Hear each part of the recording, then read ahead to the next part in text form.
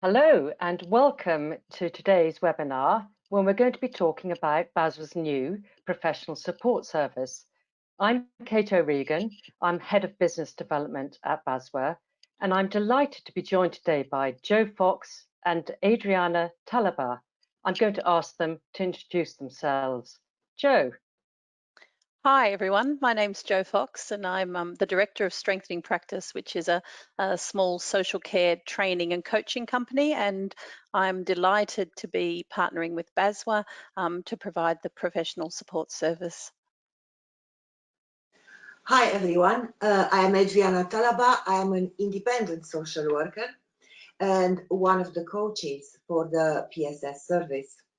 So I'm really glad to be here today and to share with you the experience.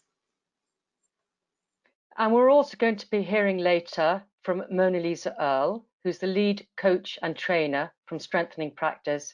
Unfortunately, she can't join us today. Next slide, please. So, what will the webinar cover? Well, I'm going to start by telling you why we decided to set up the support service. We're going to also find out how BASWA members can access the service. So we'll be seeing a short video. Joe will then take us through what people can expect and how the model works in practice. We'll then be hearing from Mona Lisa, so we'll be hearing about the volunteer coach role, the opportunities for people, and getting some feedback also from Joe and Adriana. And finally, we're going to talk a little bit about our evaluation activities and to share some thoughts with you about how we might develop the service as we go forwards. I'm really keen to encourage you all to be involved. So if you look at the top right-hand side of your screens, you'll see a grey questions box. Please do feed in any thoughts or questions that you have. We're going to be able to have some time at the end for a question and answer panel. Next slide, please. So why did we set up the service? Well, at BASWA, we've engaged in a really lengthy and wide consultation with our members, which started at the very start of the pandemic. We've had a tremendous response. We've had well over 2,000 members who've responded. And we've listened to what our members have told us.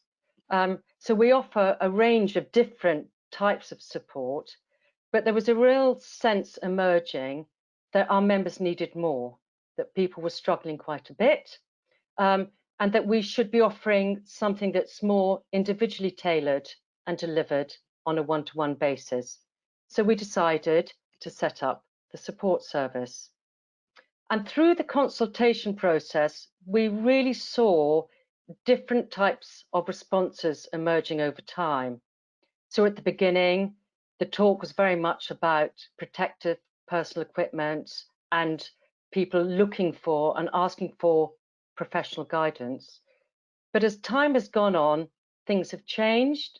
There's a sense that there's fatigue. People are feeling very tired. They've kept going through the pandemic, but also people are looking towards the future, and they have a number of concerns.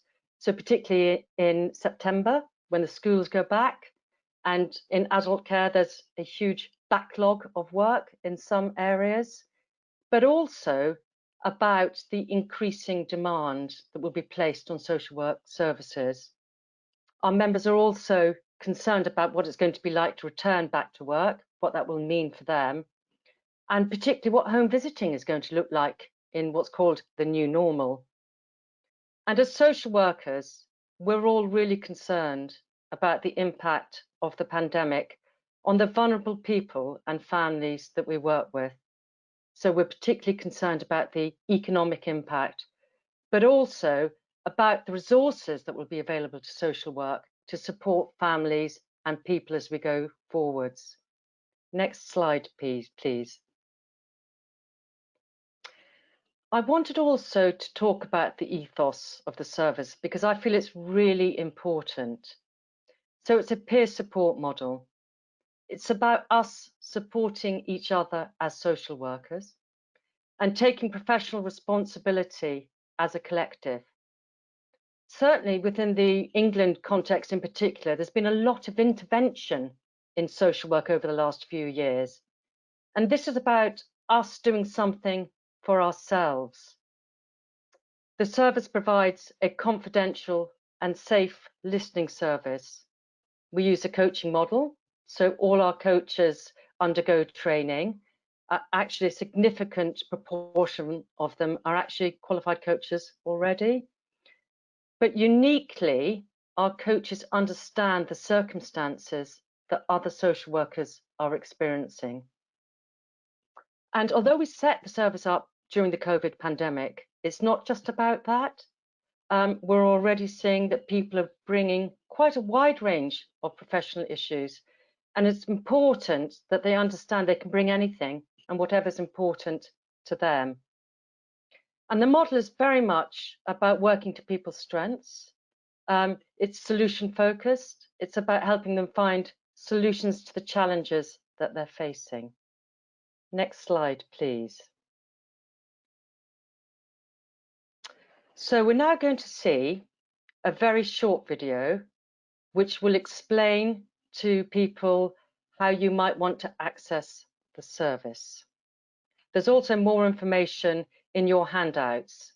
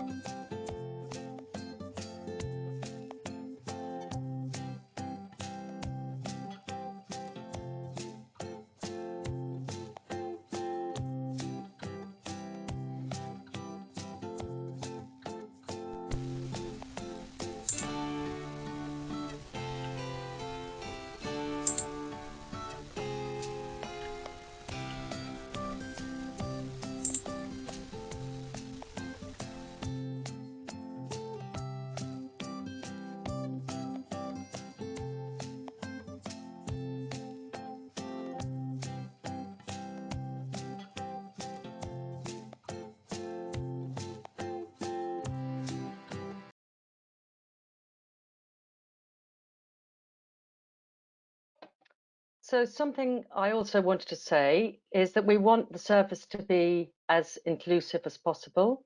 And we know that some people face digital and technical challenges. So if you're struggling to register, please just drop us an email or give us a call, and we'll do everything we can to support you. Next slide, please. So I'm going to hand over to Jo now, who's going to talk us through what you can expect from the service. Thank you, Kate. And I echo Kate's comment there that, you know, for people who are comfortable with IT, the service works fairly seamlessly, but not always, because we're all having struggles in that regard, I think. But we are also only a phone call away. So all you really need to do is just let us know that you need someone to call you, and we can quickly get on and be helpful to you. What you can expect from the PSS is a confidential, safe space to talk to a peer. And I can't emphasize that enough, that this is really a space that you can come into with your own agenda. The person on the other end of the phone has an understanding of your landscape. We come from all sorts of walks of life. So some of us are from mental health, some of us are from children's services, some from adults, hospital settings, local authority settings, all sorts of places. But we do have an understanding of what it's like to be a social work professional. So we have an insight into the world of social work, and we have a real heart for the issues you're facing and a real interest in it. We're curious, and we offer space for you to reflect and to do proper reflection, you know, to think about what something means to you, how you feel about it, what it is that you've learned, or what your past knowledge is, and what it is that you want to do about it in the future. So it's a real opportunity to explore dilemmas with someone who has no stake in the outcome. And that's certainly one of the things that I enjoy about being a coach, is that I can just listen to my peers and really explore what they want me to explore without actually having any stake other than the relational and genuine human interest that I would have in another person being able to resolve their problems. So you can expect all of that from the service. You've seen that it's easy to book onto. You can expect there to be, the minute you register your interest, an email will come to you saying hi, telling you how to book on, and then it should be fairly straightforward. Thank you very much, Jo. Next slide, please. Hi. Well, I'm just going to go through from 3 perspectives. What coaching experience feels like for me, how was the experience of training to become a coach, and a little bit about the service from my perspective. So I feel I feel rewarded by being able to be a coach, because it's an opportunity to give something back to the peer colleagues. Also, it's almost like an opportunity for a little bit of self-reflection and self-supervision as well.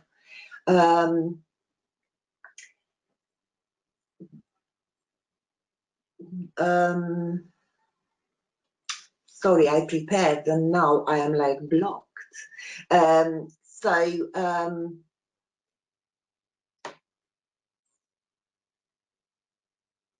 It's because we don't have the fantastic Mona Lisa to lead us off, isn't it, Adriana? Yeah, yes. So she was really getting me into the subject. So, yeah, so my experience was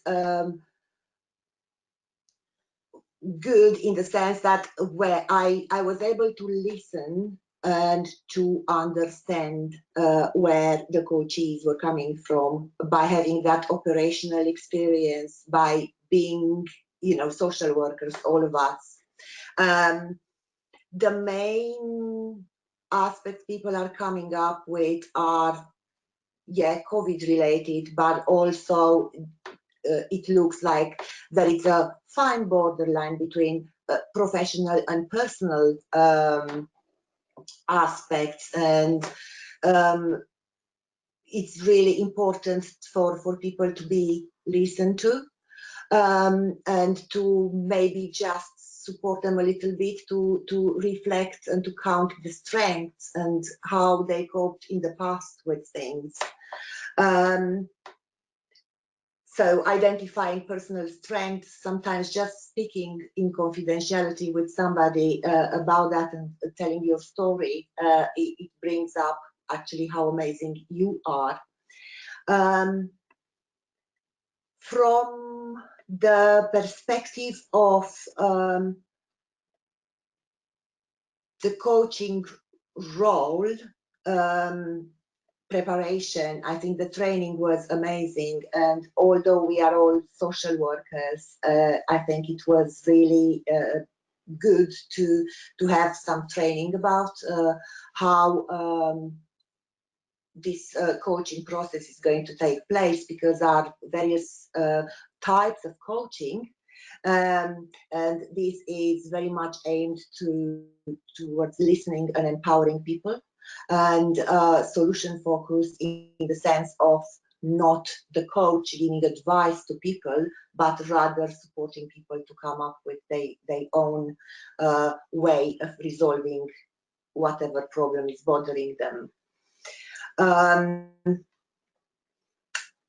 Can I have a little bit of help? Because I think I have a lot of information here, but I just need a little bit of guidance. I'll ask you a question. So what's it like to be part of a network of volunteer coaches?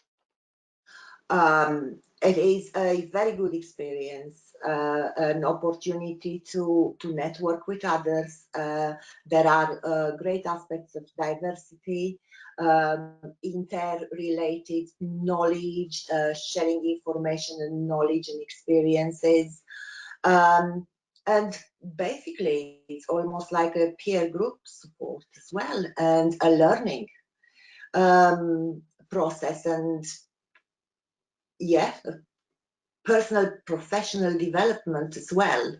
I think this coaching program works both ways, and it's an advantage for the coachees as well as for the coaches. Thank you very much, Adriana. I'm now going to move over to Jo, because Jo, although you've been involved in setting up the service, you're also a volunteer coach, and I think you've seen a number of people. So share us your experiences and thoughts of what it's been like to be a volunteer coach. Yes, I really love volunteer coaching. Actually, it's something that I do for myself, as well as for other people. So it is a way to give back to your profession, but it's also a way to gain from your profession. And that's because you're speaking with your peers. So as Adriana's alluded to, you know, as well as kind of creating space for someone to talk, you're also learning and exchanging ideas and experiences, and I think that that's really fantastic.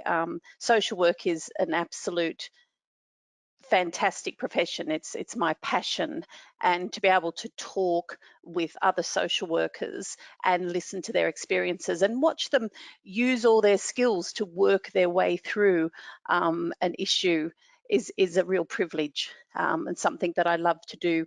For me, some of the things that have been coming out that have been surprising, there has always been an element of COVID, so to speak, in everything we've talked about, because people are working from home, they're working in difficult situations, some of them with children that they're trying to manage as well. There's all sorts of adjustments we've had to make as a profession. But what has surprised me is the other stories that are coming out as well. So stories about managing in workplace and kind of the relationships and the difficulties that you can have in your workplace, and how hurtful or difficult they can be to manage. There's been people wondering about their CPD and just going, I'm not really sure that I'm on top of this Social Work England thing, and I really just need someone to help me walk through it completely fine. Other people who had some quite deep things that they wanted to talk about that perhaps they'd never voiced before. And once they worked out that the space was safe. And I think for me, the most powerful thing about this service, besides the fact that it's peer-to-peer, is that there is no agenda. So I'm able to listen to somebody, properly listen to them, and take their journey with them without me having anything behind me. And all of you who are out there who've been social work supervisors or team managers, even when you go out to work with a family, you know that you have a whole range of agendas behind you. And one of the gifts of this service is actually you can lay all of that down and just sit and listen. And I think that's just a priceless thing. And something you and I have shared, Jo, which is interesting, is about the emotional content of a lot of the conversations.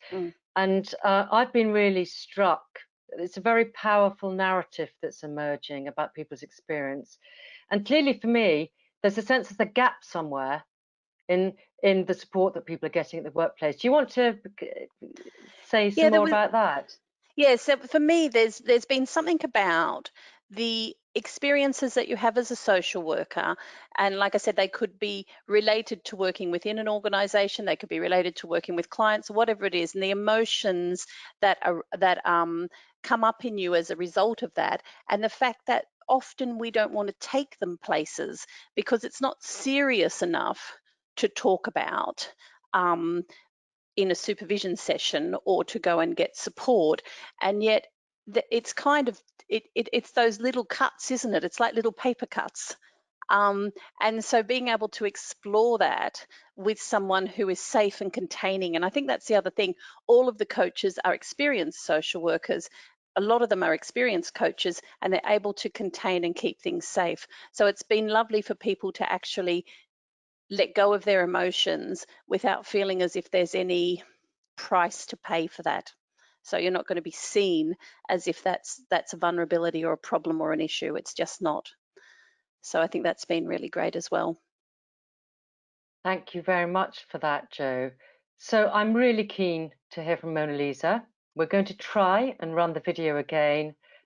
She's such an inspiring person and has given so much to the service. So let's hope we can hear from her now.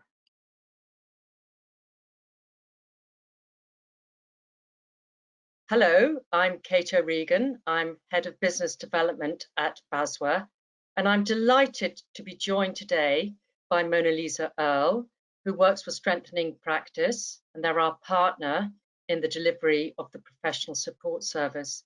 Welcome, Mona Lisa. Thanks for talking to me today.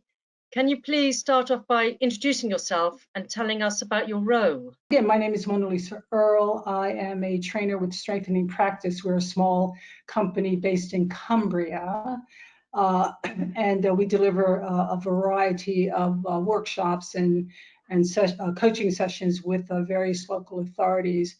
This partnership with BASWA, however, has just been probably one of the most exciting adventures that I've had in the past year. It's been absolutely amazing to really take a lead on this project. So I am in the role of, I do the inductions with the volunteer coaches. I will be providing their supervision, doing a bit of recruitment, making personal contact with the BASWA members who will be calling in and have called into the service. And it's just been absolutely amazing, and it's certainly gone beyond the original idea of developing this service around COVID. That's great. And just to say, we're really thrilled to be working with you as well. So Strengthening Practice, you're one of our accredited providers. Yes. And what really stands out is the motivation and commitment that you've brought to the project. And I think it's really interesting. I think you're absolutely right. It's very early on. We've been going just for 3 weeks, and we've already shown that there's clear evidence that this is a much needed service. Can you tell us a little bit more about your experiences around recruiting and inducting the coaches and what you've learned from that? Yes, I want to say first, however, that as we've said on the BASWA website, this is a 4-nation program. So our partnership with Northern Ireland, Wales, Scotland, and of course England has been wonderful, because again, I've had an opportunity to meet various professional officers, certainly to connect with yourself, Kate, and it's just been a very supportive, wonderful experience. So the induction sessions that we run for volunteer coaches, when we started the sessions, we really wanted a variety of people to come forward, and they have. We have been busy. The inductions are 3 half-day sessions for most of the people coming forward. And in fact, I just got off of a session right before this interview.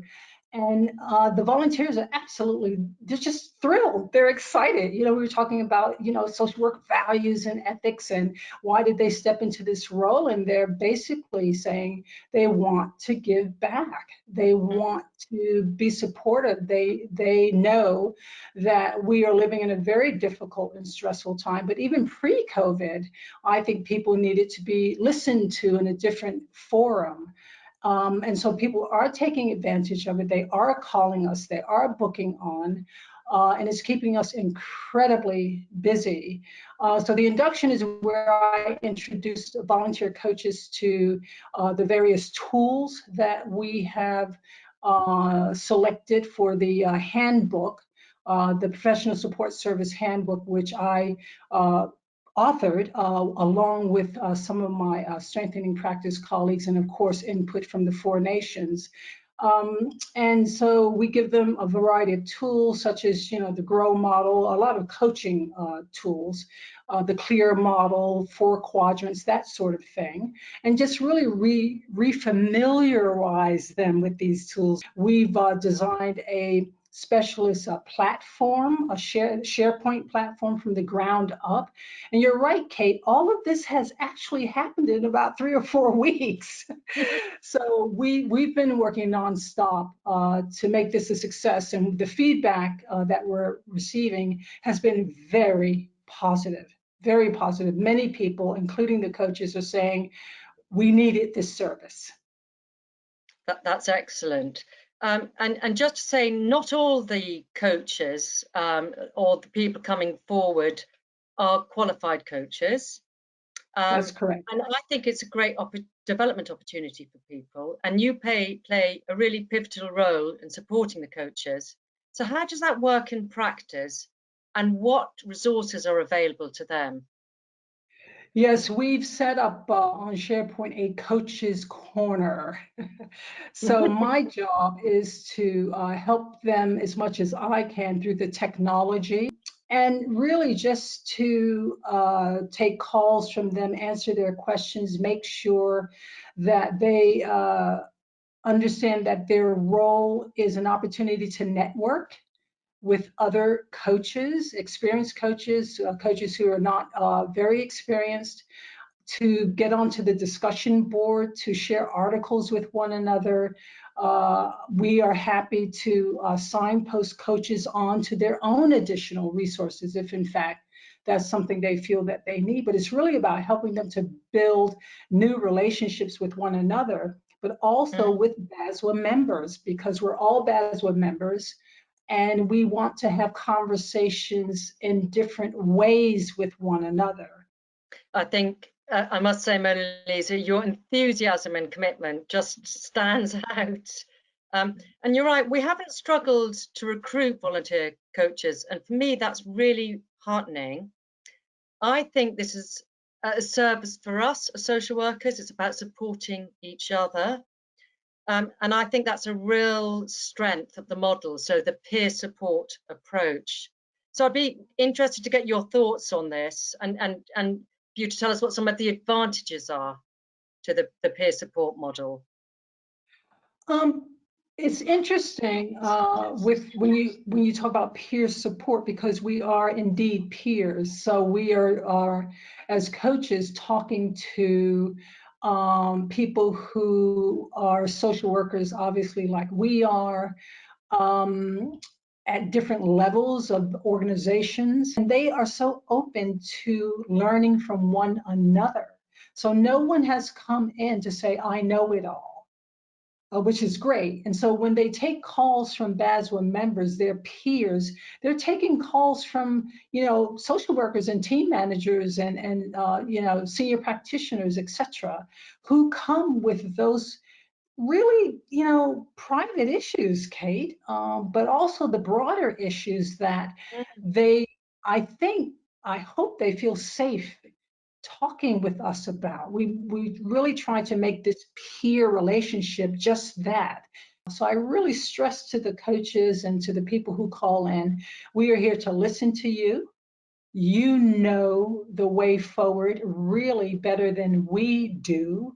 And we want to help you unpack that and get to a place where you can achieve something different and positive. So we give coachees, our peers, we offer them 3 one-hour sessions. As far as I can tell from the data that we're collecting, people are taking full advantage of booking our coaches on. Yeah, I think it's really heartening, because at BASWA we want to involve our members as much as possible, and we've recruited nearly 50 coaches for this service. Yeah. And it's really, for me, it's really significant that they're involved, and it feels like a model which is going to be sustainable over time. I think so, Kate, because coaches have been looking for, how would you say, a way to be helpful beyond their own little patch. And the things I'm hearing them say is like, again, oh my gosh, thank you for this service. And I think people are looking for toward the future. because with the numbers that we're getting, this is going to take us well beyond that initial period that we thought we would run this for and see how things work out. This is needed. I had one person say to me, oh my gosh, it's so lovely to get a call from BASWA. And I'm a member, been a member for a while, and this service is just really exactly what I was looking for. It's such a positive member benefit for us, I think. It offers so much to our members. And I'm just really delighted with how well things have gone so far.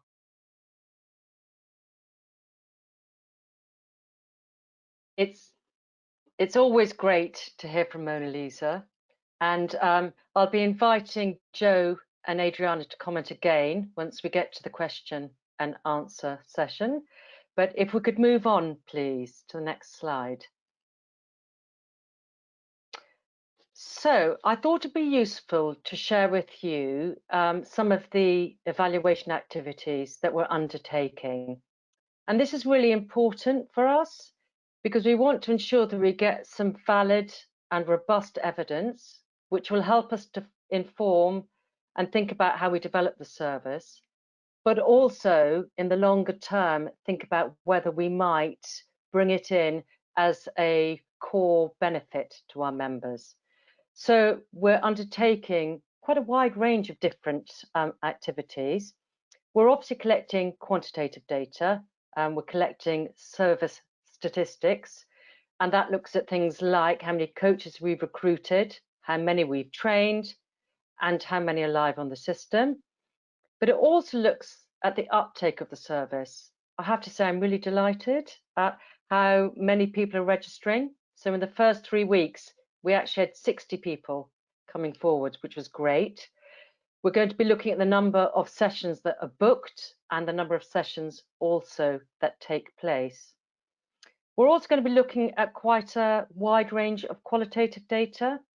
So we've asked our coaches to fill out a really straightforward form after each session, and that's to identify and highlight some of the issues that have been raised. And the reason we're doing that is because we want to undertake a thematic analysis. We want to find out the key issues and what are the important things and challenges facing our members, and to feed this into our broader activities across the association. So thinking about some of the campaigning we're doing, but also our work to improve working conditions for social workers. We're getting feedback from people using the service as well.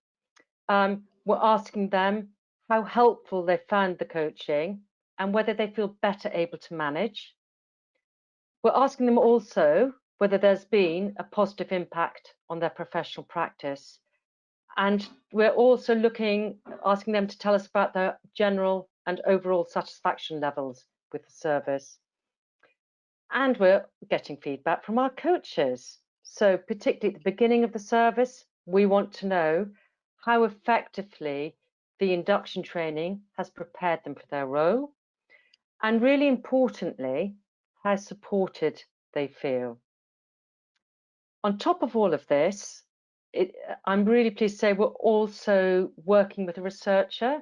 So her name is Sian Jones, and she works at Swansea University. And her area of specialist interest is vicarious trauma. So people using the service can opt in to become part of that research program. And interestingly, she's using an outcome tool, and it's about professional quality of life. So it'll be really interesting for us to be able to feed in the findings from Sian's research. I'm going to stop there, and I'm going to invite Joe to comment on some of the things that we've learnt so far. Thank you for that, Kate. Yes, so you touched a little bit on the numbers that we've learned, so the quantitative data, you know, and so far we've actually had 52 coaches go through the program and well, register an interest, and we've had 30 of them trained so far. we've had 65 expressions of interest from members, and you must remember that this is this is our 4th week, so 65 members wanting to have a coaching session is great, and we've had 51 sessions in the 4 weeks, so that's kept quite a few of our coaches busy. Some of the things I guess that we're learning is, first of all, that we do need to have that human to human connection, and Mona Lisa's demonstrated that fantastically. And the fact is that Mona Lisa is the person you're most likely to get on the end of the phone. So if you if you go through and you book on and you're struggling or anything like that, then Mona Lisa's only going to wait probably about a week, and then she's going to ring and say, hi, you haven't booked on anything yet. Are you okay? Is there something I can do for you? And we've learned that that's quite important. Everything's automated, but having a person there is important as well. I think the other thing we already touched on earlier has just been about the themes and how wide they are. I've had 6 different calls, and each call has been varied. So people are bringing all sorts of things to the service, and I think that that's really great.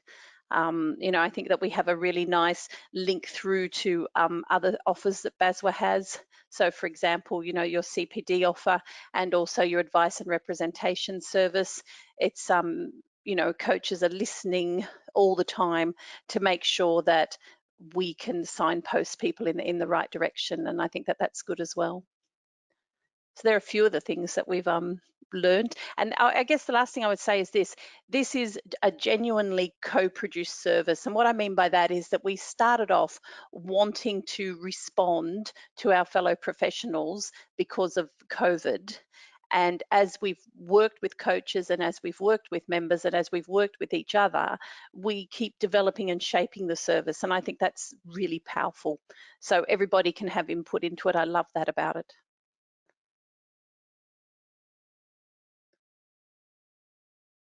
Thank you very much, Jo. And I think we should look forward to sharing. There'll be lots of things we learn along the way, and to reviewing the evaluation data as it comes through. Okay, so I think what we're going to do now is move on to the question and answer session. So we've got a couple of questions that have come through, been fed through to me. So the first one is, how will the boundary be managed between the professional support service and the advice and representation service? I'll start off answering that, and Jo, I'm going to ask you to comment as well. So for me, it's actually quite clear that people use the advice and representation service for employment and work-related advice.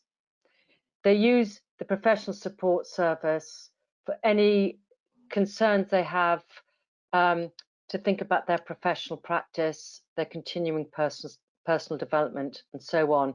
So I think the boundary between both services is quite clear. We're actually working very closely with our colleagues in the advice and representation service. They've actually signposted a number of people to the support service. They're really supportive of the work that we're doing, because I think they've also been picking up a lot of this emotional fallout that's happened through the pandemic. Their numbers are up. There are lots of people ringing that service. It's a much valued service amongst our membership. So we will continue to work very closely with them going forwards. Do you want to comment at all, Jo? Yes. So as a coach, I've picked up some of those calls, which might have that crossover issue. And for me, it's about listening to the person and letting them talk through what it is that they want to bring to you, and then at the end, just saying to them, okay, well, we've talked about all of these things. What do you think the options are? Because that's really important, like that they generate what it is that they want to do, and then saying, have you considered this service or this service or this service as well? And exploring, if they say no, why not? What would that mean if you did that? But I think that it is quite clear the difference, because some people don't want, or they're not ready to take something anywhere yet, if that makes sense. So they might be struggling with something at work, but they just want to sound it out for themselves, and they just want to hear themselves properly. And sometimes for some of the people, it was like, am I the only person that feels like this, or am I the only person experiencing this? And that validation, and then they might want to take the next step. But we are quite clear as professionals when somebody is in a situation that is risky or needs advice and representation, and we would certainly recommend that. So I see the services as complementing each other. That's great. Thank you very much. I'm going to move on to the next question now. And the question is, have people been released from work to be peer coaches, or have they taken annual leave to attend the training? So I'm going to hand over to Adriana, just because you're an independent social worker. Do you want to tell us how you've managed it with your current workload? Well, I am an independent social worker, so I am having my own workload that I manage, and I just prioritize and make time for it. So I wouldn't be able to give a response for social workers that are actually in full-time employment and how that would work. All what I can say is that because it's such a lovely process, it is worth to look around and find ways, discuss with management and find a way around it. And practically the training sessions were very well accommodated in the evenings after the working hours.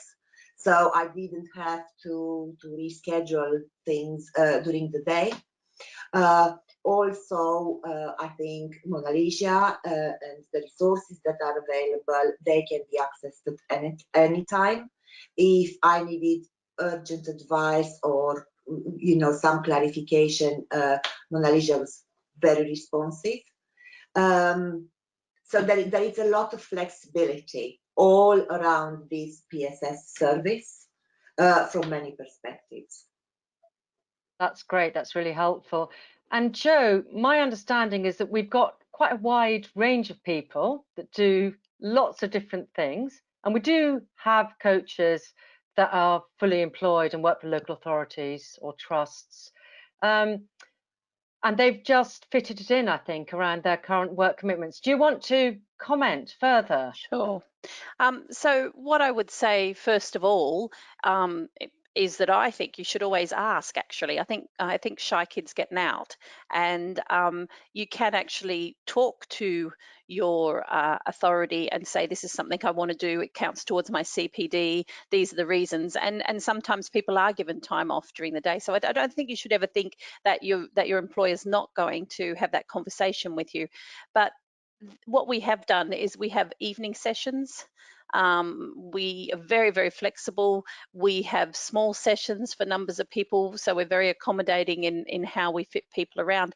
And you must remember that the service itself, we try to offer it from Monday through 7 days a week. So I take a lot of calls, for instance, between 8 and 9 and 6 and 7, and then I have 2 slots also that I offer on the weekend. So I tend to offer out of hours slots because that suits me, because obviously I run my own company, which can keep me kind of busy during the daytime. So I think we're willing to be flexible and innovative, and we'd love to hear from people. Don't let it be a barrier. I completely agree. And I think I said when I was interviewing Monalisa that I think this is a brilliant development opportunity for people. You get CPD points or PIPs if you're Northern Ireland from undertaking the training. So actually employers are benefiting. And obviously people need to do enough CPD to maintain their registration requirements. So this is an opportunity for that as well.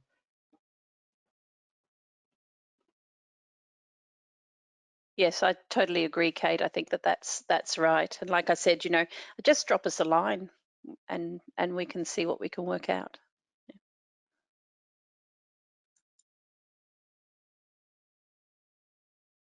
Do you have any other kind of final thoughts or comments, Joe? Things that we haven't covered off during the presentation so far? I guess so. First of all, I guess what I'd like to say is, and I think I am an unapologetic champion of this service. I have a real passion for it. Actually, it's I say that I fall a little bit more in love with it every day when I'm as a coach, and the reason I do is because of the space it creates. And I've been a social work practitioner for over 20 years, and I've worked in the field for over 30 actually. And the minute I could, I joined the Australian Association of Social Work, and when I came to work over here, joined the BASWA equivalent. And I think that for me, this is the type of service that I would have found useful several times. It's about being able to make good professional choices and being able to talk to other people in your profession that value your profession. I think social work is a really valuable and important role. And you said at the beginning, Kate, that it's about us doing something for ourselves. And one of the things I love about it is that this is the type of service that can enable us to have a really strong sense of professional identity. And I think that can only benefit social work across the country. Yes, so yeah, I love that. And I love the co-production as well. I love the fact that it's growing and we're learning from each other. Yeah. That's great, Joe. I think you call it your legacy. So I hope it proves to be a great legacy for you. Adriana, are there any final comments that you'd like to make? Yeah, I would like to add something.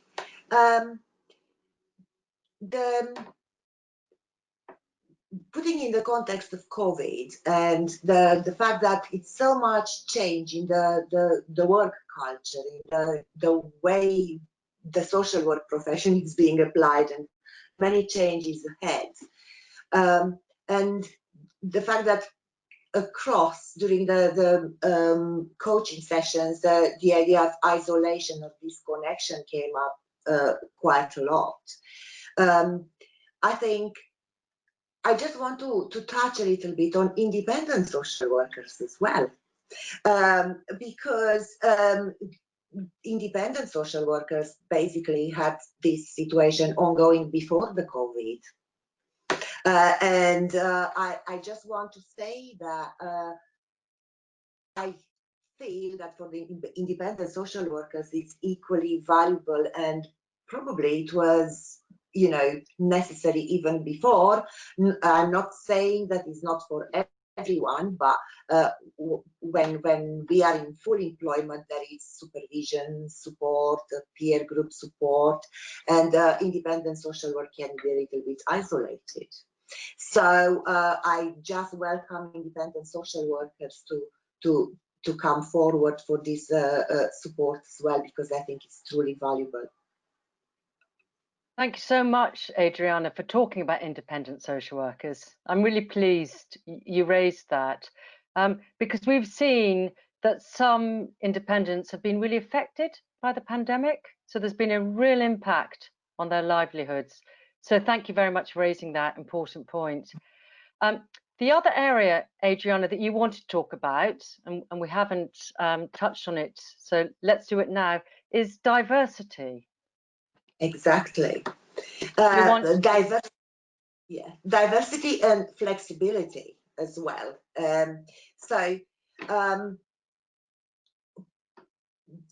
Diversity, there is a cultural diversity, there is a diversity of expertise in various areas of social work, and I think it's a very rich environment to get support from.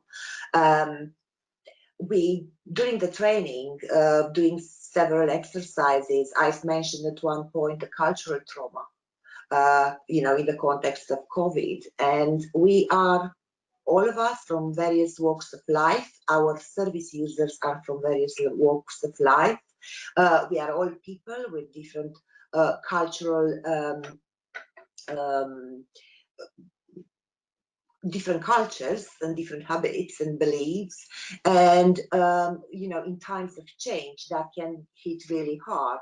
And I think one of the great values of the PSS coaches community is there is a great diversity there, and not just that people are from various countries or parts of the world or so on, but as being social workers as well, we have a well-developed diversity value.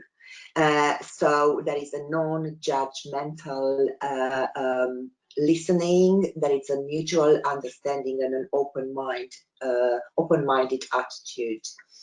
And the second point about flexibility is we are quite flexible around accommodating, you know, communication needs. Not everybody has access to Teams, or not everybody manages well just phone conversations.